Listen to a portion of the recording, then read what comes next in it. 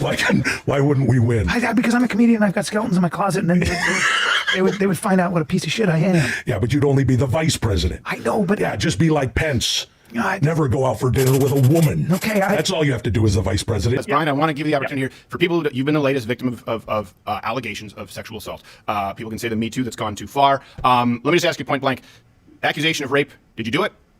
No, I did not. Ladies and gentlemen, boys and girls, binaries and non, it is your boy Kevin of Swervin Media. In today's video, we're going to be reviewing some clips of Bryan Callen and his journey in the podcasting space. I have some clips from back in the day of him and Rogan, some clips with him and Sam Tripoli, as well as some clips of him and Steven Crowder before he joined the Mug Club Louder with Crowder crew, and also some clips of since after he's joined and how Steven Crowder has been treating him and picking on him. It's honestly pretty hilarious. I am not a Crowder fan at all, but the way he's been treating Bryan I think is deserved and pretty damn funny. It is Brendan Schaub who usually catches the most flack, but in my opinion Bryan Callen deserves, if not the same, maybe even much more than Brendan Schaub gets. So before we get into this video, could you please like and subscribe, and yeah, let's just get into this shit.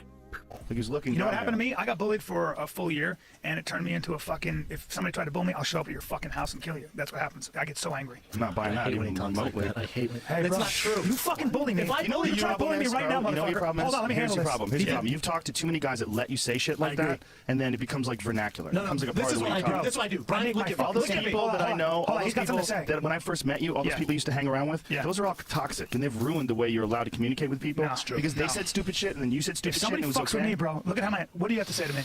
And I'm like, I get mad. Why are you talking to me like this? It's not that you get mad. It's that you hang around with people for a long time. You hung around with people that allowed you to talk like that without mocking you. Who are tough. Bros. I will fuck some. You bully me, bro. I don't give a shit about your UFC bullshit. I will fucking come right at you. I could pin you on the ground right now and put my dick in your mouth. You could try. For no reason. You could try. And guess what? Just because it's the nice Guess what? I would fucking come right to your house. Bang, bang, bang. You'd be dead, Joe. Would I? Yep. He needs friends like us because he gets around saying that with guys who don't know. I can't wait to box around with a lot of idiots. What bummed me out, Sam, about like this community called the comic community and Hollywood, what really bummed me out, and you are such an exception, and I'll always be indebted to you, is how and by the way, I have a lot of friends I've known for very, very many years, and all of whom are in this business. And you know, I went through a bit of a crisis, and none of them were there for me, and none of them are still there for me in any way, in any capacity whatsoever.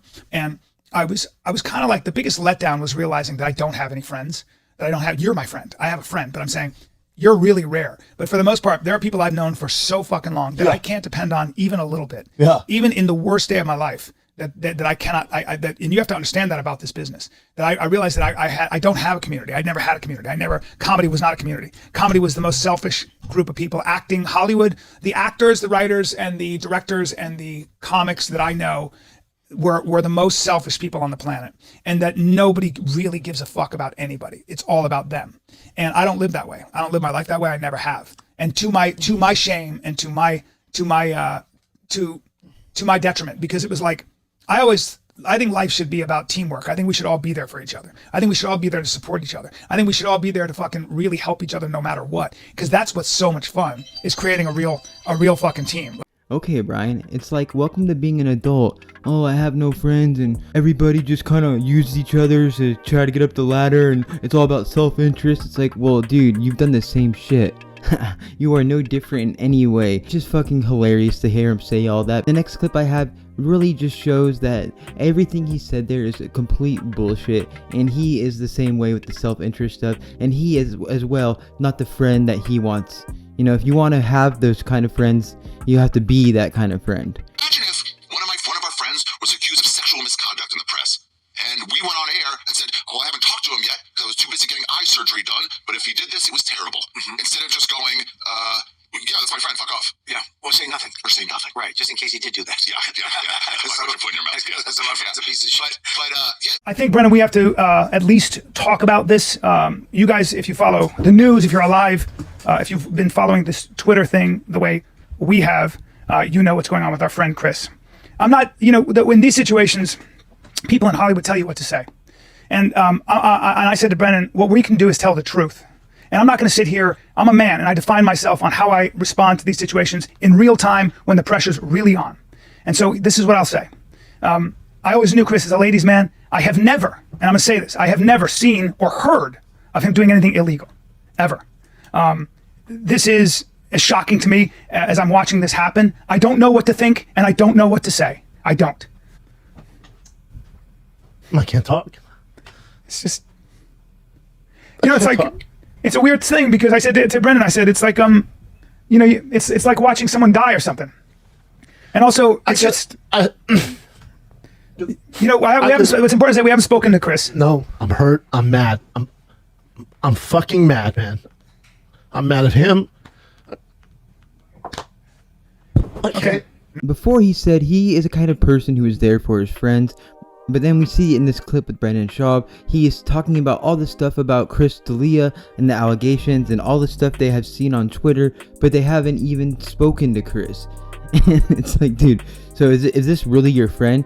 Number one, why have you not spoken to him? 2, why are you making a video about it? 3, why are you just reading this shit off Twitter? And just give the guy a fucking call. You guys probably made these clips to fucking get views, probably. If this guy was really your friend, and if you are really a good friend, why didn't you just give him a call? Why go on the internet and make a video and say all these things and make a bunch of comments without even speaking to him first? So in these next clips I'll be showing is of Bryan Callen with Steven Crowder, and at first the clip is of him and Steven a couple of years ago doing a podcast before he joined the Louder with Crowder team, and Steven is just trying to get Bryan to come out of the closet as a conservative, and it just shows great contrast to, Bryan is the man conservative now, but back then, he wouldn't say it, and it's just funny to see how Steven's really trying to push his ideology all onto Bryan and everyone else, and I'm very interested to see how far this will go with Bryan, because he's a submissive little bitch,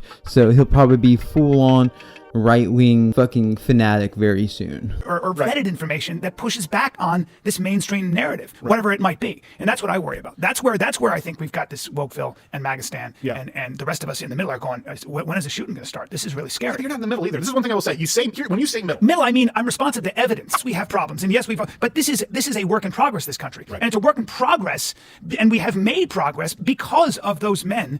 And they knew that the Constitution, they knew the country, they knew it wasn't a finished thing. That's why they left room for amendments in the Constitution. So what I worry about is, I'm not in the middle in that sense. I worry that we are being fed a bunch of lies. See, what you just said, keep in mind that the people on the left, when we talk about sort of being in the middle, people on the left, the whole wing of the left either wants to tear down Washington and Jefferson statues and now Abe Lincoln, and everyone on the left acquiesces to them. Like you have Joe Biden, who's a moderate left, but his energy plan is the Green New Deal, right? That's why you're a moderate conservative. I am not a leftist. I would say you're moderate. I think the leftists are dangerous. And really is, again, because of Mug Club. So please, welcome to the team, part-timer to full-timer, Mr. Bryan Callen. Thank you, my fellow Americans. Thank you, Steven.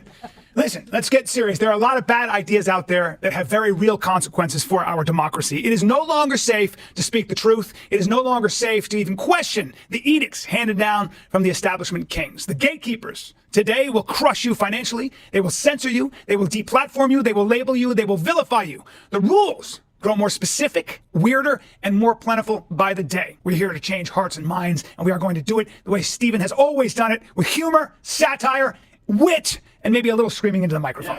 We are going to entertain you so hard and so often that you can't help but hear and see the truth. You can't help it!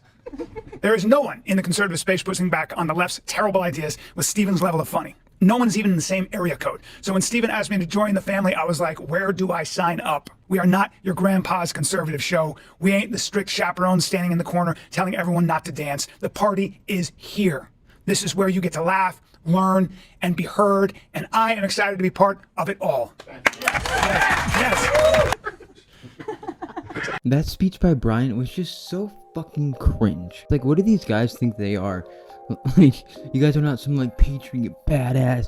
So y'all are a bunch of theater nerds, and that's okay. I took drama in high school too. That shit was fun. I love acting and improv. All that shit's great. It's a blast. But don't try to act like you're some badass patriot, Navy SEAL, CIA motherfucker when you're not. That's all in your imagination. It's something you want to be. It's something you want to portray, but you're not it. And when you try to act like this, it's just very easy to see that it's fake and just totally absurd. Now I'm going to be showing some clips of how Bryan has been treated by Steven, with him bringing up some things in his past often. It seems to be Steven's favorite joke to fuck with Bryan about, and it is hilarious. This week's 7+1 things progressives say before and possibly during sex.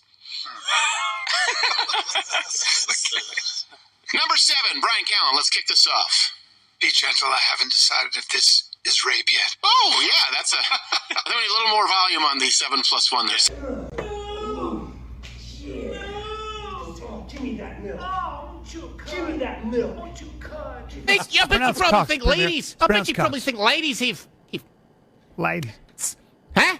And then, it became a little weird because a light was put in where it was his rant button. And it was basically a Dave Don't Talk button. There was 4 lights in a row. There were 3 lights. I'm serious. And when it was hit, I wasn't supposed to talk. And they Do you said, remember, was it like a regular colored light bulb or was it like red? it was like a yellow. So like Mr. Burns, like he had a button under his desk or the table, and when it's Steven's turn to talk and Dave needs to shut the F up, he presses this button. Yes. I bet you probably think ladies. I bet you probably think ladies have. Ladies.